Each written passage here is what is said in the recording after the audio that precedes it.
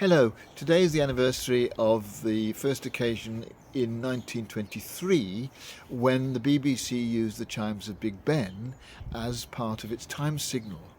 And of course, we can hear them again still today, regularly, reminding us when we hear them of certain things in life which we can trust, which always come round as expected, which where their predictability gives us a sense of security and safety, the chimes of Big Ben have become a symbol of something we can rely on. But of course, that isn't always the case. On New Year's Eve in 1962, in that very terrible winter of that year, the ice and snow impeded the movement of the hands of the clock on New Year's Eve, and so the chimes of Big Ben saw in 1963 9 minutes late. Not everything is as reliable as we would hope. But it is a very sensitive mechanism, and apparently the way it's adjusted is by adding or removing pre-decimal pennies from on top of the pendulum. This is how it's adjusted, and in 2015, when the clock was discovered to be going 7 seconds fast, the removal of one pre-decimal penny set it back on the correct course, and eventually it went back to being accurate again. Such a small thing that makes such a big difference. And so as we go into the next year, I think it might be worth looking back to reflect on those things in our lives in 2024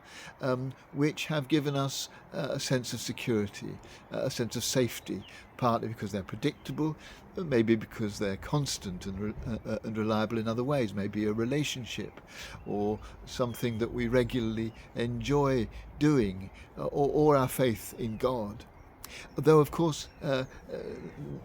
these things, except for the last, definitely,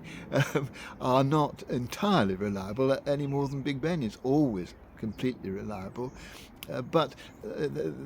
we can still be grateful for them and for that sense of knowing where we are, of having solid ground on which to build our lives that they give us. But also, as we look forward, maybe we can just think about any small thing that might make a big difference, because often it is quite small changes that aren't going to cost us a great deal, that actually might make quite a big difference to how much we get out of our lives. And so it might be worth reflecting on whether there's anything that we might add or lose from our lives, like the coin on the pendulum, that could make a significant difference as we go forward. And so today, as we await the chimes of Big Ben at midnight, we welcome the new year with confidence, knowing that some of the things that we rely on will still be there, but also perhaps with determination, perhaps to make that small change that might make a big difference. But however we approach it and whatever we do as we enter this new year, I wish you a very joyful and successful one, and one in which you find happiness.